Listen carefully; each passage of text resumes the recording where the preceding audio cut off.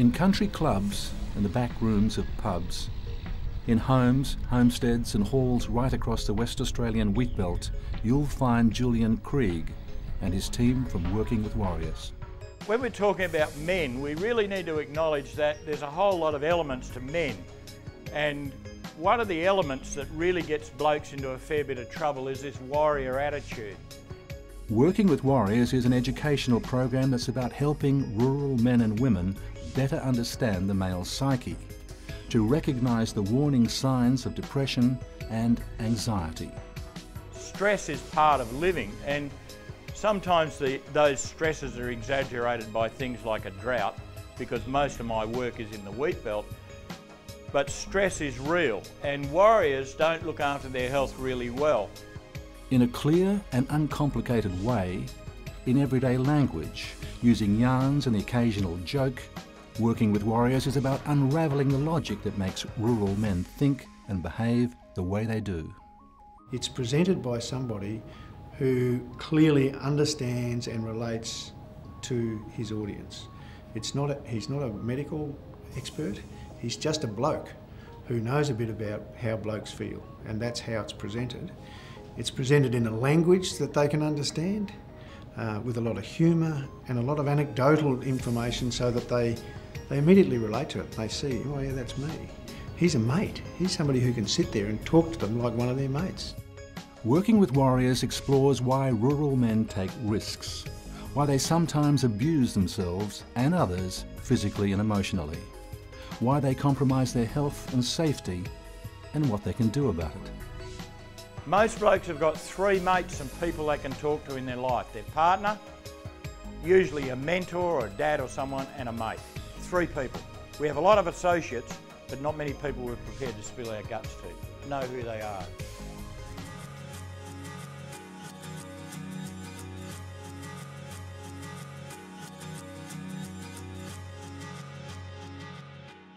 John Soudals is a wheat and sheep farmer who's been dealing with depression for more than 20 years. John's health declined so slowly he didn't realise what was happening. I don't think these days I've got too many enemies in life, but if I did have, I wouldn't wish what I went through on them. But it was pretty ordinary, you know, not being able to sleep, pacing the floor in the middle of the night, going to work to do my farm work and procrastinating, not making decisions, doing things over and over again, you know, check the sheep today, check the sheep tomorrow, check the sheep the next day. Even as a young man, John Soudals was well known as a farmer and a champion footballer with the old VFL club South Melbourne.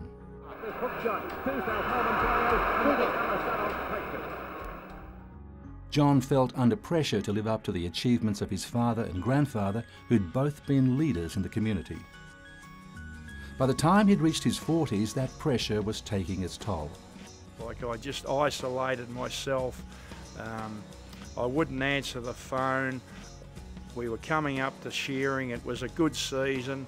I got my team organised and things were going along, and you know, everything was going right, but I still wasn't happy. In 1988, as John Soudals readied for another day of shearing, things came to a dramatic head. After months of relentless stress and fractured sleep, he was on the brink of a breakdown. That morning I had got to the wool shed at 5 a.m. Now, what would anybody go to the wool shed at 5 a.m. for? But I woke up at 2 o'clock and couldn't sleep, so I might as well have let my wife sleep. So I got out of bed and paced around, and then I thought, well, bugger this, I'll go down to the wool shed. For many farmers, it's a familiar cycle of work, exhaustion and anxiety. John Soudals was so tired and stressed he was barely able to function, yet he had no idea he was suffering from depression. His uncle arrived just as John broke down.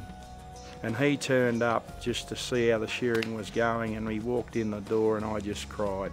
I just broke down and I just could not, and that was the finish. I just said to him, look, I've got to go, I need help. John received that help and expert care in a city hospital, but he was nervous coming home, worried what people would think of him. Unless you've been there, and it's hard to understand how it would be so difficult for a bloke like me to walk into the local newspaper agency and ask for the morning paper. And yet it really took a lot of courage for me to lift myself up to just do that. But John's fears were misplaced. A mate spotted him and wandered over to welcome him home, a small gesture that left a lasting impression. I'm sitting there in the passenger seat beside the supermarket actually, and sort of he walked up to me and he just said, "G'day Jumbo," he said, "it's good to see you back in town." And that was, I've never forgotten that, like he probably has, but I haven't. There's much more to a man than just that winning type attitude, but the focus is very much in our modern culture on that winning, and we've almost come full circle to where that warrior stuff comes to the top, and so that sense of loss becomes a real problem for men.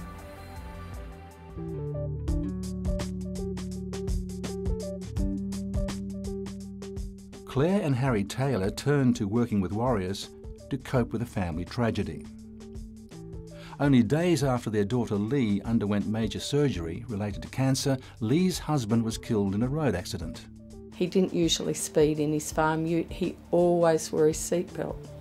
He was obviously going quicker than he should have, and he didn't have his seatbelt on. Now that was pure pressure. And he said to his mate, "Oh, I've got to get home to Lee and the boys." And that was the last thing he ever actually said to anyone. That was pressure, and I really believe people hitting trees, driving when they're tired, whatever, they're under too much pressure. The Taylors were devastated and struggled to cope. They sought help and were encouraged to talk about the awful grief they were going through. Julian just gave us basically the permission to feel how we felt, react how we were reacting, and made us realise that it was normal to be doing what we were doing. To be able to talk to somebody, whether they say anything or whether they listen or not, just being able to talk to somebody about what the problem is makes the problem sort of not as big a mountain as what you anticipated it was. The Taylors are convinced the warrior attitude flourishes in country Australia and is the reason many rural men won't confront their problems. You can't say, our relationship's fallen apart, my wife doesn't love me. That is probably 90% of the problem. And it's sad because it happens to so many people.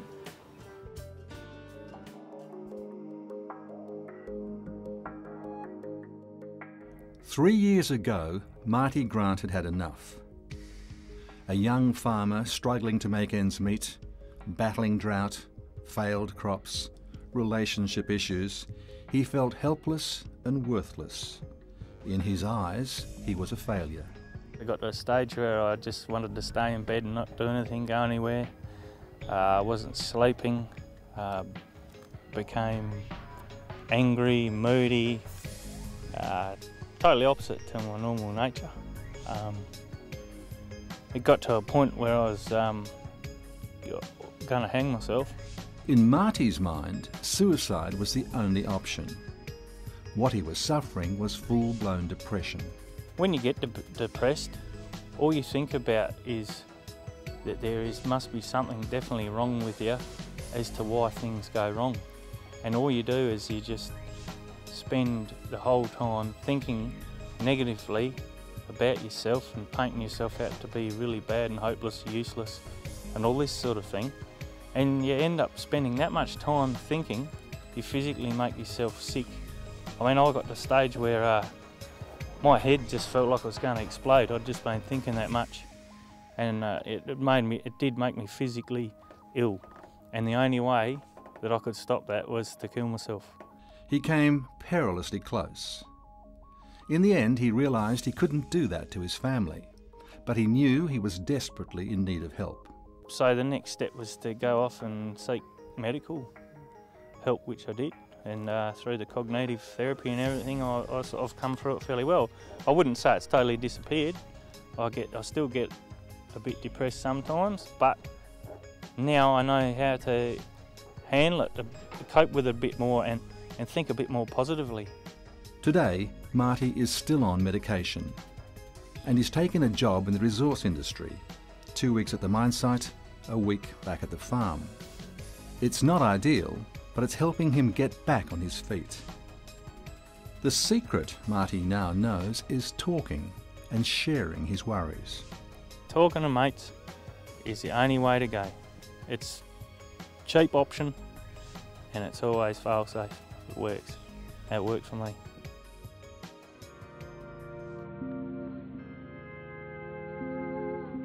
These days, Peter Boyle knows all about depression, but not so long ago he had no idea how unwell he was. His eyes were opened when he went to visit a neighbour who'd suffered a breakdown and was just home from hospital. So when I found out he was coming home, I just dropped in, had a chat, and we talked for probably 2.5 hours, and I found that I was nearly as at the same level of stress that he was, and so I got a lot of benefit out of it myself. It was the wake-up call Peter needed. He was so wrapped up in running his farm, he'd seriously neglected his health. Locking it up, keeping it to yourself, it seemed to be, not sharing it with anybody else. It wasn't anything to do with tough times or anything, it was just letting things build up and not getting rid of them. For Peter, sharing his feelings and experiences with his neighbour were crucial to beginning his own recovery.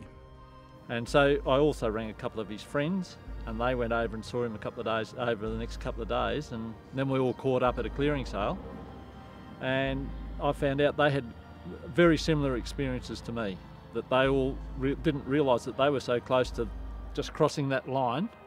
If you ask someone to help you, you're actually helping them. You'll find 9 times out of 10 you're actually helping them, because it's a rewarding experience for both of you.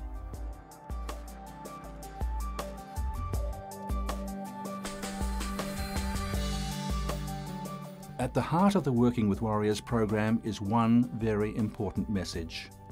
If you're feeling unwell, please ask for help. Talking to someone you trust or seeing your family doctor is a crucial first step. We often say that a problem shared is a problem halved, and it is true that when we talk about it, we actually find we're not the only one in the district or the only one in the industry that's going through these difficult times. By talking about it, we actually build some resistance to going to that next step of saying, well, woe is me, this is self-destructive, I can't be bothered dealing with this, because collectively we can actually make a difference. The Working with Warriors program has a simple 10-point checklist to help identify signs of depression.